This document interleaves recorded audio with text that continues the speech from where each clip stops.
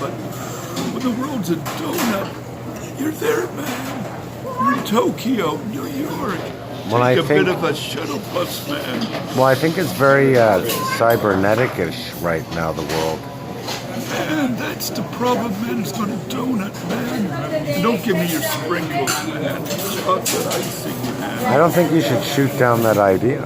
I think we should shoot it, man. Well, I'm shooting down chocolate. Anna doesn't like chocolate. I'm shooting it down, but Anna doesn't like chocolate, Peter. I'm shooting it down with my Nerf gun, man. Gotta get a Nerf bullet to get you softly. Killing me softly with Nerf. Killing me softly with a Nerf bullet.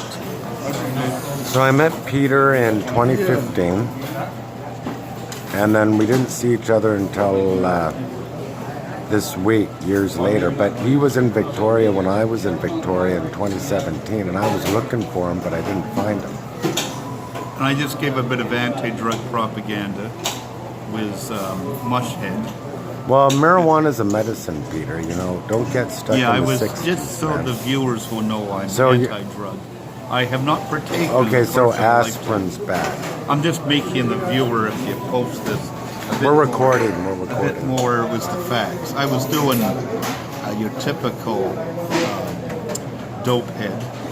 Oh, so you're stereotyping So, people yeah, I that was smoke stereotyping. marijuana. They're all the same. They're all the same. I was stereotyping these guys who broke You the were. zone. You just copied Cheech and Chong. No, I don't like Cheech and Chong, actually. Oh, I well. You know what I did was Up in Smoke? I wanted to be sure this was a bad movie, so I watched it 20 minutes or 10 minutes a day. It's a bad movie that changed lives. Well, it changed it for the worse as far as I'm. It's no gun crazy from 1950 film noir, believe me. But I think it took me a week. I just wanted to make sure it was bad. I had a judgment that Cheech and Chong were bad, and I said, well, until I see all of Up in Smoke, I don't know that. So I did, and it was a chore to see bad humor, basically. It was pretty bad. But I did it so I can say, hey, I'm not doing it out of ignorance, saying it's bad. The end.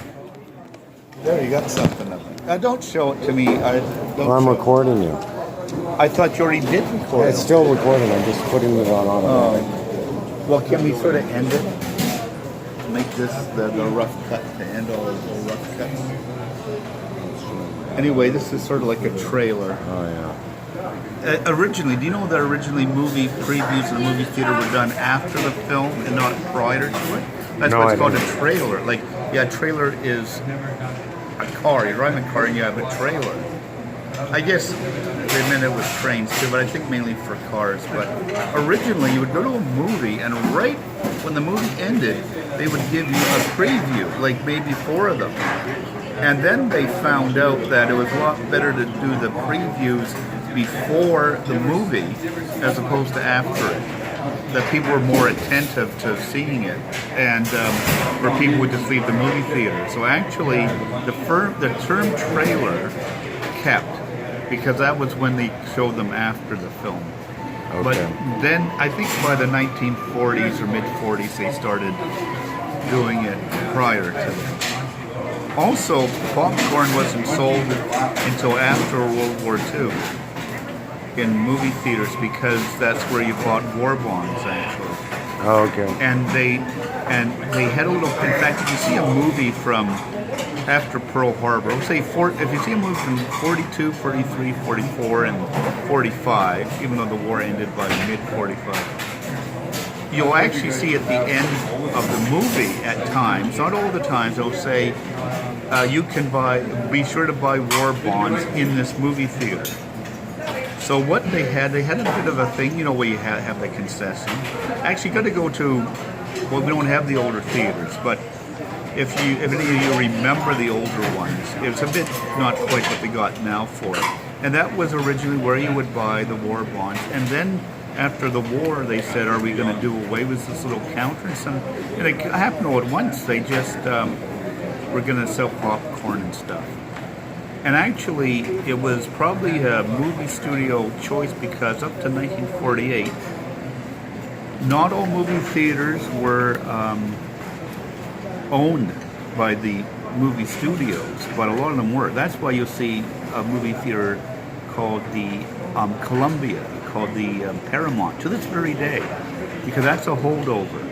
So in 1948, it was deemed to be I maybe get the wording wrong, but it was an antitrust suit, or they said you cannot have a monopolization on making films and owning a movie theater. So in 1948, it was an illegal practice. And so, but they sometimes would keep their name, like the Columbia, the Paramount. In fact, the famous one is New York. I've never been to New York, but it's called the Radio City Music Hall, because RKO, Radio Pictures, it was RKO. I don't know what the K stand for. It was Radio something Pictures, RK. Oh, it was RKO, wasn't it? Oh, RKO.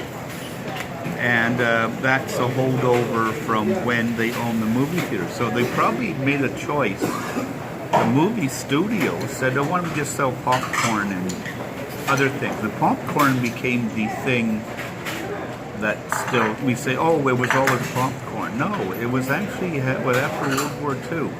And by the late 40s, popcorn was a major crop in the United States. It was actually, farmers were growing it as much as possible.